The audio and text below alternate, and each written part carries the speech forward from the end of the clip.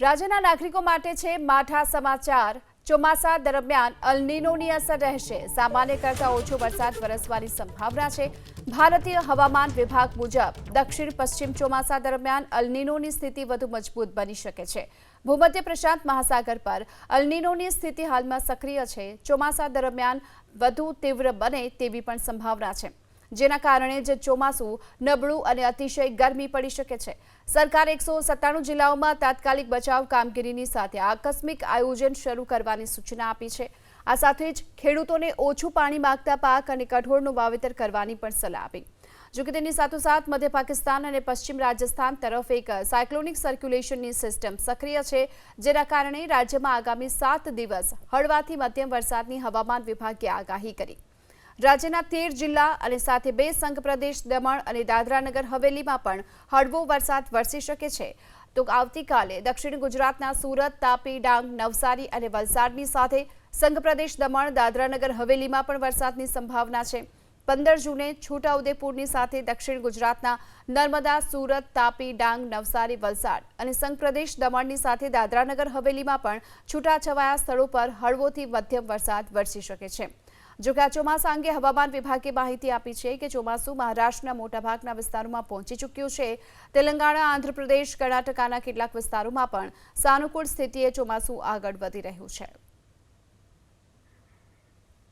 जो आने वाले दिनों में भी जो एक आध मौसम प्रणाली बनेगी हमारे गुजरात के आसपास, तो हम उम्मीद कर सकते हैं कि गुजरात रीजन में डे 1 से डे 7 यानी कि 13 से 19 जून तक isolated light to moderate rain हो सकती है किसी किसी डिस्ट्रिक्ट में, आइसोलेटेड प्लेसेस पे। इसी तरह से अगर सौराष्ट्र की बात करें तो आज डे 1 में जिसमें कि अमरेली, भावनगर इत्यादि डिस्ट्रिक्ट है, आइसोलेटेड रेन आ सकती है। इसके अलावा सौराष्ट्र कच्छ में डे 4, 5, 6 और 7 में भी आइसोलेटेड रेन हो सकती है। जो गुजरात रीजन के डिस्ट्रिक्ट्स एक्सपेक्टेड हैं, डे 1 में हम एक्सपेक्ट कर रहे हैं कि साबरकांठा, अरावली, महिसागर, दाहोद और साथ में ये साउथ गुजरात रीजन के जो भी हैं जैसे छोटा उदयपुर, नर्मदा और अपने सूरत, डांग, वलसाड़, नवसारी इत्यादि में छुटपुट बारिश कहीं हो सकती है।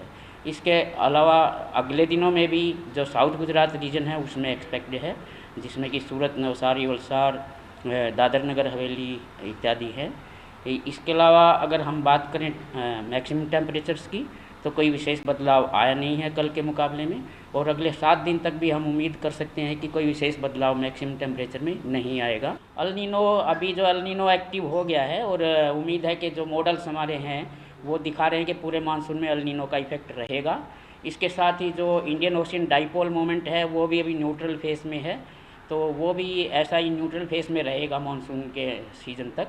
तो इसके प्रभाव से जो हमने लॉन्ग रेंज फोरकास्ट दिया था उसमें बिलो नॉर्मल रेनफॉल की उम्मीद हमारे को है। अगर 94% से कम बारिश जो वेस्ट इंडिया में है, इसी तरह जून में भी देखते हैं तो 92% नॉर्मल की से कम रहेगी, 92% के आसपास, और पूरे कंट्री में ही बिलो नॉर्मल है, जो अबाउट 90% के आसपास मॉनसून सीजन का फोरकास्ट है। તો ચોમાસાને લઈને હવામાન નિષ્ણાંત અંબાલાલભાઈ પટેલે કરી આગાહી। ગરમી અને હવામાં ભેજના અભાવના કારણે વરસાદ ખેંચાયો છે।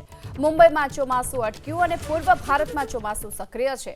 અરબ સાગર હાલ સક્રિય ન થવાને કારણે વરસાદ નથી। અલ નીનોની સૌથી વધુ અસર સપ્ટેમ્બરમાં રહેશે। જો કે રાજ્યમાં આગામી 6 દિવસ છૂટો છવાયો વરસાદ વરસી શકે છે।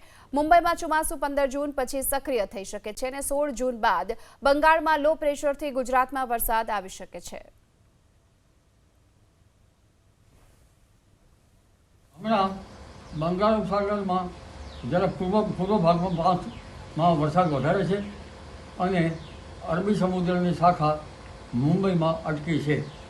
જો બંને શાખાઓ એક સરખી રીતે ચાલે તો વરસાદ સારો આવે।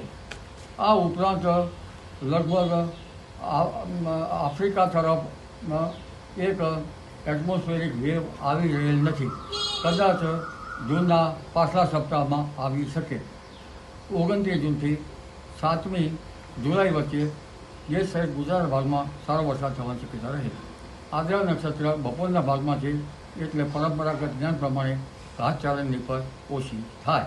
ગુજરાત તરફ વરસાદ થવાની શક્યતા રહેશે અને આજથી 19 જૂન વચ્ચે મૃગશીર્ષ નક્ષત્રનો વરસાદ ગાજવીજ સાથે સૌરાષ્ટ્રના ભાગો દક્ષિણ સૌરાષ્ટ્રના ભાગો, પશ્ચિમ સૌરાષ્ટ્રના ભાગો, ઉત્તર ગુજરાતના ભાગો, પંચમહાલના ભાગો, કેટલાક મધ્ય ગુજરાતના ભાગોમાં ગાજવીજ સાથે પવનની ગતિ સાથે વરસાદ થવાની શક્યતા રહેશે.